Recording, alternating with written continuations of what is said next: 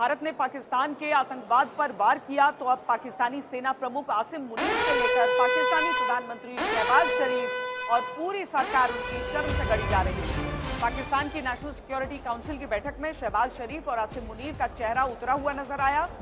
जो पाकिस्तान के रक्षा मंत्री ख्वाजा आसिफ पिछले कई दिन से परमाणु बम वाली धमकी दे रहे थे, उनकी बोलती भी अब बंद है।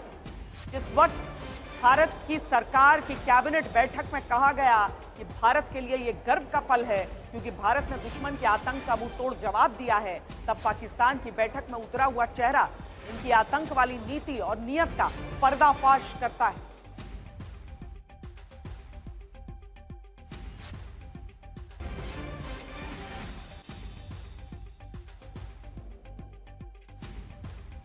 हमारे संवाददाता जितेंद्र बहादुर सिंह हमारे साथ लगातार जुड़े हुए हैं। जितेंद्र, जिस तरह का इस बैठक में और इसमें जो बातें भी की गई, जिसकी गुंजाइश शुरू से लग रही थी कि पाकिस्तान कहेगा कि देखिए हमारे सिविलियंस हैं, लेकिन उस सिविलियंस का तो पूरा जो खाका है वो साफ हो जा रहा है वहां की तस्वीरों में ही।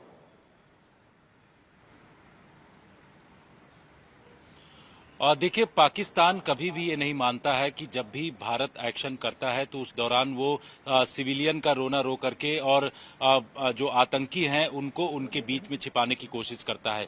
हमेशा से ये देखा गया है कि पाकिस्तान में आतंकी पलते हैं। जिस तरीके से भारत ने टारगेट किया है और पिन पॉइंटेड टारगेट किया है, जहां पर टारगेट किया है वो आतंकियों के ऐसे जगह हैं जिसमें बहावलपुर जैश ए मोहम्मद का पूरा हेडक्वार्टर है श्वेता, और इसके साथ साथ मुरीद के जो है वो लश्कर ए तैयबा का एक बड़ा हेडक्वार्टर है। तो इन जगहों पर प्रिसाइज वे में जब टारगेट किया गया तो वहां आसपास आतंकी मौजूद थे, इस तरीके की जानकारी सूत्रों के हवाले से मिल रही है। और इसके साथ साथ 90 से 100 के आसपास जो है कुल आतंकवादी ढेर हुए हैं, इस तरीके की जानकारी है। तो ऐसे में पाकिस्तान हमेशा ये कहता है कि सिविलियन को टारगेट किया गया है, क्योंकि पाकिस्तान के जो आतंकी होते हैं जब भी उनके ऊपर किसी भी तरीके का खतरा आता है तो पाकिस्तानी खुफिया एजेंसी आईएसआई और पाक आर्मी उनको सिविलियन एरिया में बंकर बना करके या फिर सिविलियन एरिया में उनके लिए रिहायशी इलाका देकर के उनको छिपाने की कोशिश करता है।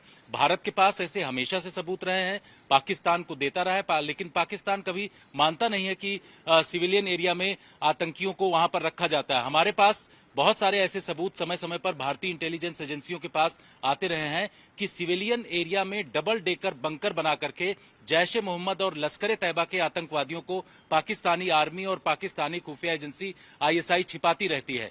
जब भारत एक्शन किया है इस बार, तो अब पाकिस्तान की तरफ से एक रोना रोया जा रहा है इंटरनेशनल कम्युनिटी को कि जो सिविलियन को निशाना बनाया गया, लेकिन वहां पर आतंकी मौजूद थे और पिन पॉइंटेड टारगेट किया है भारत की सुरक्षा एजेंसियों की तरफ से, जहां चाहे वो बहावलपुर का जैश ए मोहम्मद का हेडक्वार्टर हो या फिर जो लश्कर ए तैयबा का हेडक्वार्टर हो, इन तमाम जगहों पर। दूसरी सबसे बड़ी बात यह है श्वेता कि मुजफ्फराबाद एक ऐसा जगह थी, सवाई नाला, जहां पर बाकायदे कंट्रोल रूम जैश ए मोहम्मद का कंट्रोल रूम 88 उनकी तरफ से बना रखे थे, और ये पूरा ट्रांजिट कैंप के तौर पर ये मुजफ्फराबाद का जो सवाई नाला है काम करता था। लश्कर के आतंकी यहां पर आते थे, जैश ए मोहम्मद के आतंकी आते थे, और इस ट्रांजिट कैंप का इस्तेमाल जो है पाकिस्तानी खुफिया एजेंसी आईएसआई और आर्मी करता था लॉन्च पैड तक आतंकवादियों को लाने के लिए। तो एक बड़ी साजिश हमेशा पाकिस्तान रचता है और वो मानता नहीं। जब भी भारत कार्रवाई करता है, इससे पहले चाहे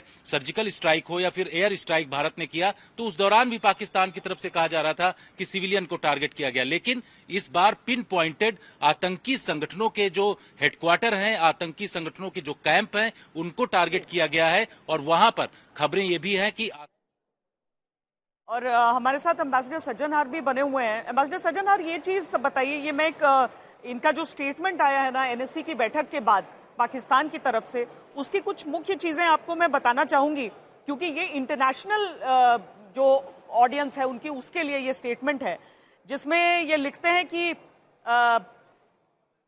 Pakistan made a sincere offer for a credible transparent neutral investigation. अव्वल की हम जांच के लिए तैयार थे।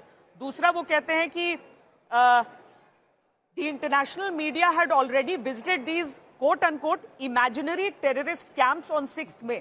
वो कह रहे हैं अंतर्राष्ट्रीय मीडिया को हम जो भारत जिनको टेररिस्ट कैंप कह रहा है वहां पर हम लेकर गए थे और उन्होंने अपनी आंखों से देखा।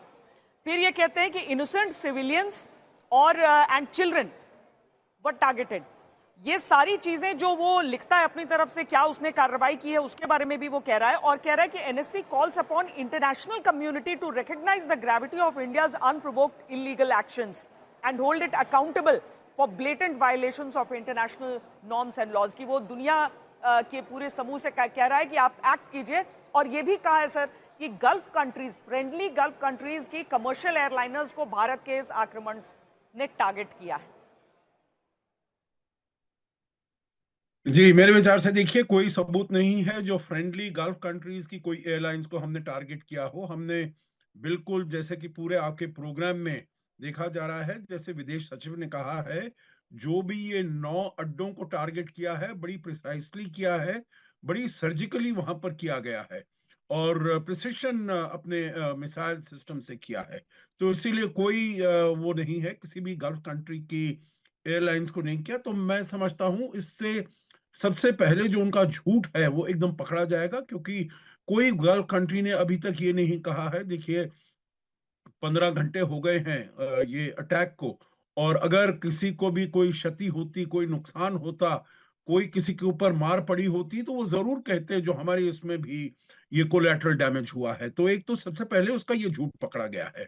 दूसरी बात है, देखिए उसका ये कहना जो पूरी दुनिया साथ में आए और भारत के ऊपर, भारत की निंदा करे, भर्त्सना करे, भारत को ये कटघरे में खड़ा करना चाहिए, तो ये सब पाकिस्तान ने प्रयास किया था ये सभी कहने का और ये सभी अंतर्राष्ट्रीय समुदाय से करवाने का, जब उसने यूएन सिक्योरिटी काउंसिल में भारत को कटघरे में खड़े करने का प्रयास किया था, और वहां पर उसको मुंह की खानी पड़ी थी।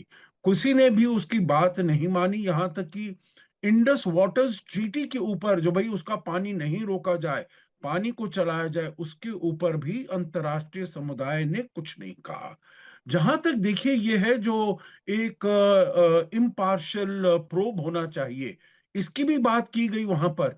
मेरे विचार से देखिए, हालांकि उसमें जो पर्सनल डिस्कशंस होते हैं, प्राइवेट डिस्कशंस होते हैं यूएन सिक्योरिटी काउंसिल में, उसकी कोई रिपोर्ट भी नहीं आती है, परंतु उसमें ये भी मालूम चला है, जो भी सूत्रों से बाहर खबरें आई हैं, जो केवल चीन ने बस एक ही सपोर्ट किया पाकिस्तान को।